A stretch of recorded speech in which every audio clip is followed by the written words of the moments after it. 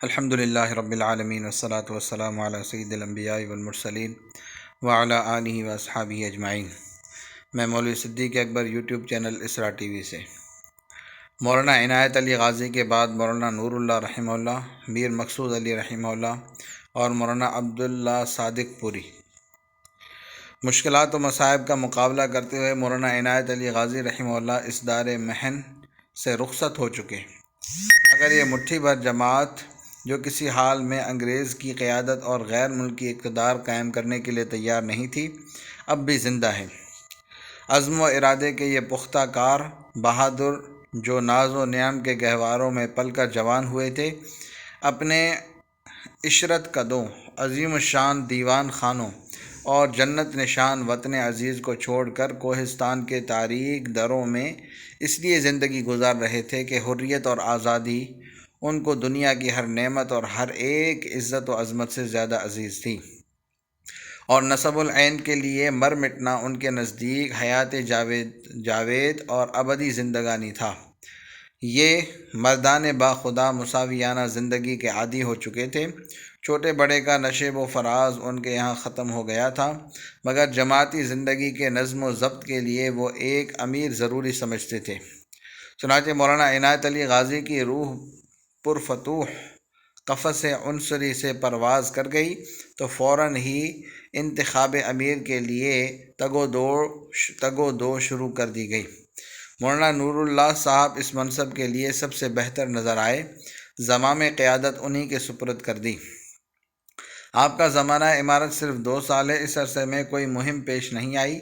تمام سرگرمیاں اس کمزوری کو دور کرنے میں صرف ہوتی رہیں جو سر سڈنی کاٹن کے حملوں سے مجاہدین کی فوج میں پیدا ہو گئی تھی۔ دوسری کوشش یہ ہوتی رہی کہ ان قبائل کو ہم نوا کر لیا جائے جن کو انگریز مدبر مخالف بنا چکے تھے۔ مولانا نور اللہ صاحب کے بعد میر مقصود علی صاحب اس منصب کے لیے منتخب کیے گئے۔ آپ کے زمانے میں انگریزی فوجوں سے چھیڑ چھاڑ شروع ہوئی، مگر ابھی 2 سال پورے نہ ہوئے تھے کہ 1278 ہجری 1862 عیسوی میں انہیں بھی سفر آخرت پیش آ گیا۔ اب امارت کی باغ ڈور اس کے حوالے کی گئی جس کی پرورش بچپن ہی سے جہاد حریت کی آب و ہوا میں ہوئی تھی۔ یہ حضرت مولانا ولایت علی صاحب کے فرزند اکبر مولانا عبداللہ صادق پوری تھے، جنہوں نے تقریباً 40 برس برابر اس علم کو بلند کیا جس کے دور امارت میں بار بار انگریزی فوجوں کو خاک و خون سے کھیلنا پڑا۔ آپ سے خط و کتابت کے جرم میں ہزاروں محبان وطن گرفتار کر کے عبور دریائے شور اور نظر بند کر دیے گئے۔ ایک عرصے تک پورے شمالی ہند میں گرفتاریوں اور خانہ تلاشیوں کا بازار گرم رہا، اور یکے بعد دیگرے سازش کے 5 مقدمات چلائے گئے جن کی تفصیل چند صفحات کے بعد ملاحظے سے گزرے گی۔ مولانا عبداللہ صاحب کی وفات اور ان کے جانشین مولانا عبداللہ صادق پوری زندگی کے آخری لمحات تک اس راہ پر ثابت قدم رہے۔ ان کی وفات شعبان 1320 ہجری نومبر 1902 عیسوی میں ہوئی۔ ان کے بعد ان کے چھوٹے بھائی مولانا عبد الکریم صاحب کو یہ خدمت سونپی گئی۔ 5 ربیع الاول 1333 ہجری تقریباً 1915 عیسوی کو آپ کا انتقال ہوا۔ یہ وہ زمانہ تھا کہ برطانوی سامراج کا کوکب اقبال عروج کے آخری نقطے پر پہنچا ہوا تھا، اور ہندوستان میں اس نظام کے تار بکھر چکے تھے۔ مولانا عبد الکریم کی وفات کے بعد مولانا عبداللہ صاحب کے پوتے نعمت اللہ صاحب امیر بنائے گئے، جن کو کسی مسلمان ہی نے شہید کر دیا۔ پھر مولانا عبداللہ صاحب کے دوسرے پوتے رحمت اللہ غازی منصب امامت پر فائز ہوئے۔ 19ویں صدی کے آخر میں برطانوی سامراج کے کارندوں نے فارورڈ پالیسی پر عمل شروع کیا، جس پر تقریباً 50 برس تک عمل ہوتا رہا۔ ہندوستان کا کروڑوں اربوں روپیہ اس پالیسی کو کامیاب بنانے کی بنا پر صرف کیا گیا۔ لاکھوں من گولہ بارود سے ان غریب الوطن مجاہدین اور ان کے ہم نوا قبائل کی جھونپڑیوں کو نذر آتش کیا گیا۔ آج نہ وہ پالیسی رہی اور نہ پالیسی کو طے کرنے والے، البتہ شہیدان حریت کے وارث، اور ان کی مقدس تاریخ زندہ ہے اور زندہ رہے گی۔ ہرگز نمیرد آنکھ دلش زندہ شد بعشق، ثبت است بر جریدۂ عالم دوام ماں۔ خون ریز مارکے اور جنگی اقدامات۔ ایثار و اخلاص اور قوت دولت کا مقابلہ۔ شکست و فتح مقدر سے ہے ولے اے امیر، مقابلہ تو دل ناتواں نے خوب کیا۔ عمرا کے ناموں سے آپ واقف ہو گئے۔ 1858 حضرت مولانا عنایت علی صاحب غازی کے سال وفات تک کارناموں کا ذکر بھی آ چکا۔ 1858 عیسوی کے بعد نصف صدی سے بھی زیادہ عرصے تک انگریزی فوجوں سے خون ریز مارکے پیش آئے۔ ان کی داستان بہت طویل ہے اور اب اس کا سنانا بھی بیکار۔ البتہ فداکارانہ حریت کی قربانیوں کا معمولی تخمینہ لگانے کے لیے کچھ تذکرہ ضروری ہے۔ جن قربان ہونے والوں نے اپنا سب کچھ قربان کر دینے میں دریغ نہیں کیا، کیا ہم ان کے ذکر خیر کے لیے چند منٹ صرف کر دینے بھی پسند نہ کریں گے؟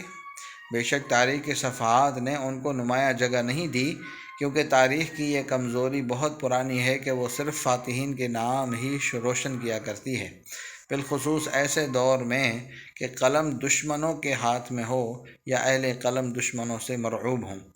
لیکن کیا آزاد ہندوستان کے حقیقت شناس مورخ بھی اسی دشمن نوازی کی تقلید کریں گے؟ ہم اس تذکرے کا آغاز مولانا محمد جعفر تھانیسری کی ایک مختصر تحریر سے کرتے ہیں۔ مولانا محمد جعفر صاحب پارٹی کے سرگرم آرگنائزر تھے۔ اسی جرم میں وہ گرفتار کیے گئے اور عمر قید کی سزا دے کر انڈمان بھیج دیے گئے، مگر قدرت نے ان کو عمر اتنی عطا فرمائی تھی کہ سزا دینے والے اکتا گئے۔ 19ویں صدی کے آخر میں رہائی نصیب ہوئی تو دبی دبی زبان میں کچھ باتیں بیان کی۔ ان کا ایک فقرہ ملاحظہ فرمائیے۔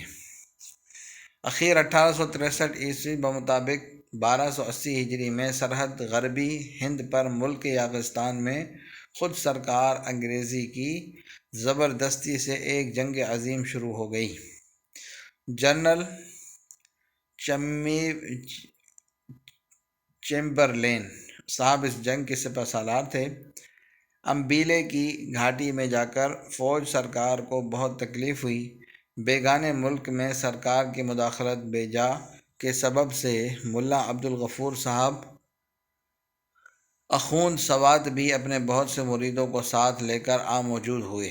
کئی خوانین اور افغان چاروں طرف سے اپنے بچاؤ کے واسطے مقابلہ سرکار پر ٹوٹ پڑے۔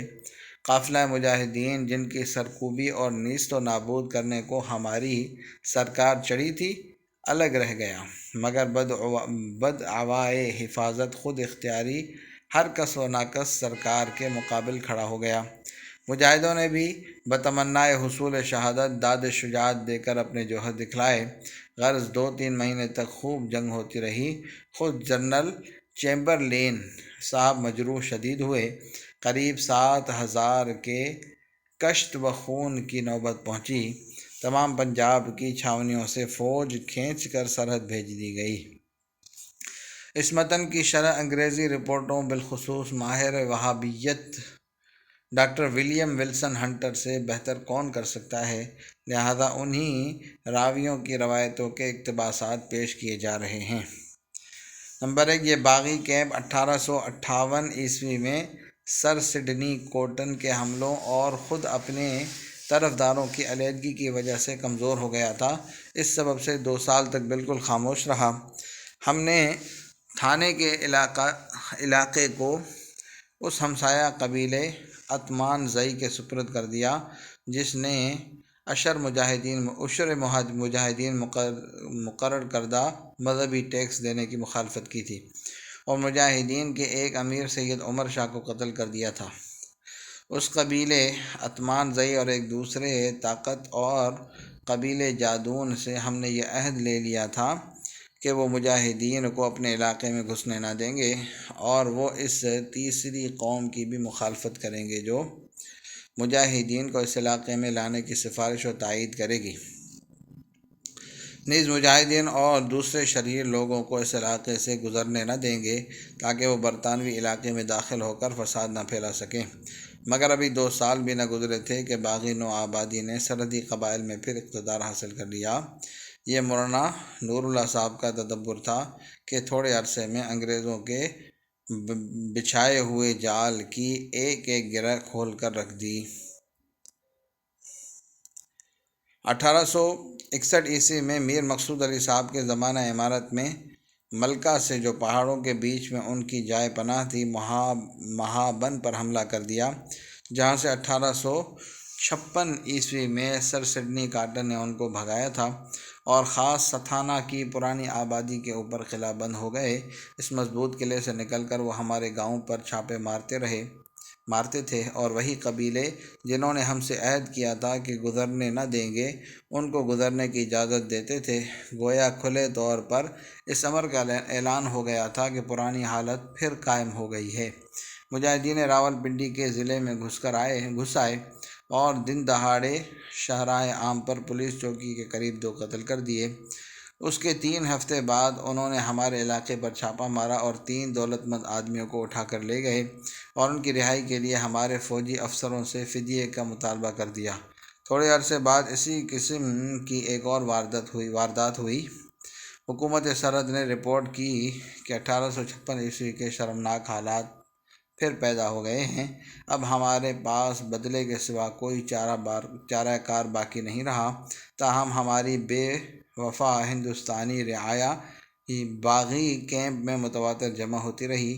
1862 میں، یعنی جس سال میر مقصود علی صاحب کی وفات ہوئی اور مولانا عبداللہ صاحب سعادت پوری امیر بنائے گئے، ان کی تعداد یہاں تک بڑھ گئی کہ پنجاب گورنمنٹ ایک دوسری جنگ کا مشورہ دینے پر مجبور ہو گئی۔